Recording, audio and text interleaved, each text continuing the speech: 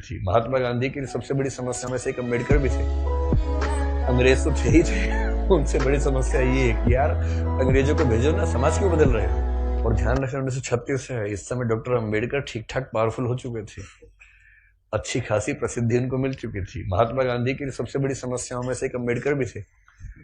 अंग्रेज तो थे ही थे, उनसे बड़ी समस्या ये है कि यार अंग्रेजों को भेजो ना, समाज क्यों बदल रहे हो। और अम्बेडकर साफ साफ कह रहे थे कि अगर मुझे अपने हित और देश के हित में चुनना हो तो देश का हित नंबर 1 पे है, पर यदि मुझे दलितों के हित और देश के हित में चुनना हो तो मैं दलितों के हित को प्राथमिकता पे रखूंगा, क्योंकि अगर अंग्रेज चले गए ऐसे ही तो यहां के सवर्ण हमें छोड़ेंगे नहीं। और दलितों की पराधीनता अंग्रेजों के आने से पहले ज्यादा थी, अंग्रेजों की उपस्थिति के समय कम पराधीनता थी। आपको गुस्सा तो आता होगा अम्बेडकर पे कई बार, क्या ये कैसा आदमी था, है ना, लेकिन आप तर्क सुनेंगे तो दंग रह जाएंगे, तर्क अच्छे हैं। और मजे की बात है कि भारत की संविधान सभा में अम्बेडकर जितनी पढ़ाई पूरी संविधान सभा में एक भी मेंबर ने नहीं कर रखी थी। केवल एक BN राव थे जो एडवाइजर थे, उनके पास ठीक ठाक पढ़ाई थी, उन्हें छोड़ दें, बाकी सब मिट्टी के मतलब पेंदे टाइप के थे, प्यादे थे उनके सामने। पढ़ाई लिखाई का जो लेवल अम्बेडकर साहब का है वो किसी का नहीं है। तो कुछ लोग मैंने देखा कि सवर्ण मानसिकता के कुछ लोग अम्बेडकर को देशद्रोही घोषित करना चाहते हैं इन्हीं कथनों से कि दलित प्रश्न और देश के प्रश्न में दलितों को प्राथमिकता दूंगा तो बुरा मान जाते हैं। और उन्हीं से आप पूछो कि अगर हिंदू का प्रश्न हो और देश का प्रश्न हो, किसी प्राथमिकता दोगे तो हिंदू, हिंदुस्तान है, मगर समझते हो तो हिंदुस्तान है बोलते हैं, हिंदुस्तान है। मुसलमान तो आए हैं, जा भी सकते हैं, लेकिन हिंदुस्तान है। तो अंबेडकर उस समय पावरफुल हो चुके थे, और अंबेडकर को मैं तो बड़ा सलाम करता हूं इस सेंस में।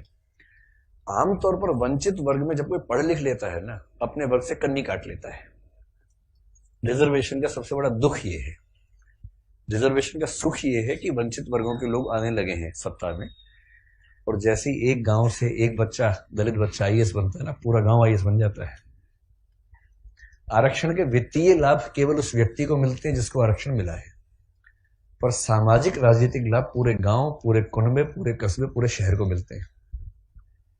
कि हमारे गांव का चंदू IAS बना है, और चंदू वर्ग में मान लीजिए SC या ST में आता है, उस दलित जाति के उस गांव के और आसपास के 100 गांव के सब व्यक्तियों के पास कॉन्फिडेंस आ जाता है।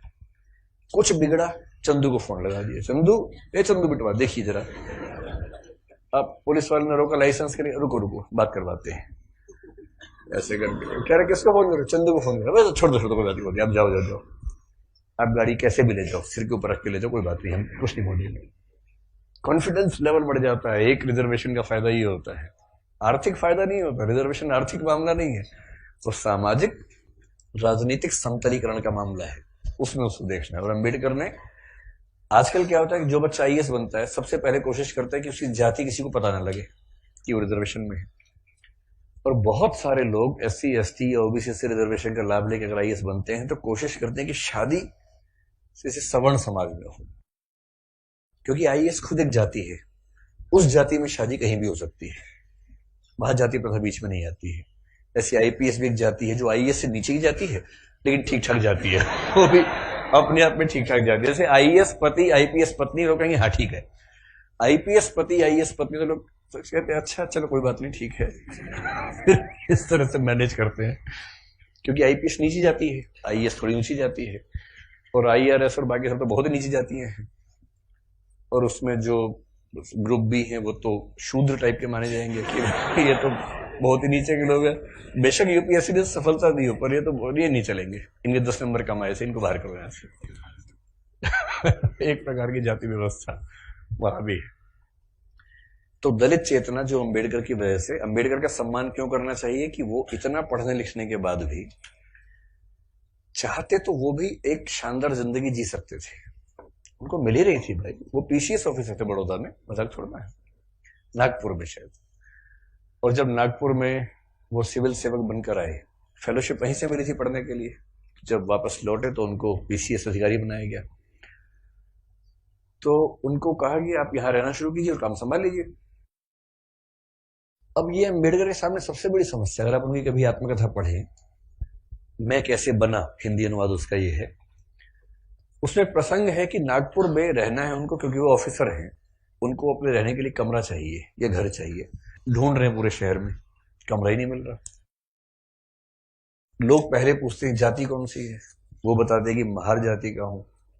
तो भाई कमरा नहीं है हमारे पास, हम किसी दलित को कमरा देंगे ही नहीं अपना। ये 1920-30 के दौरान नागपुर शहर की बात है।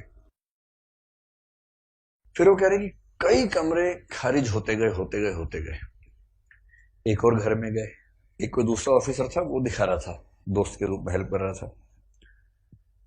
तो वहां मालिक ने पूछा ही नहीं कौन सी जाति के हो, इन्होंने बताया भी नहीं, ढिंडोरा क्यों पिटेंगे।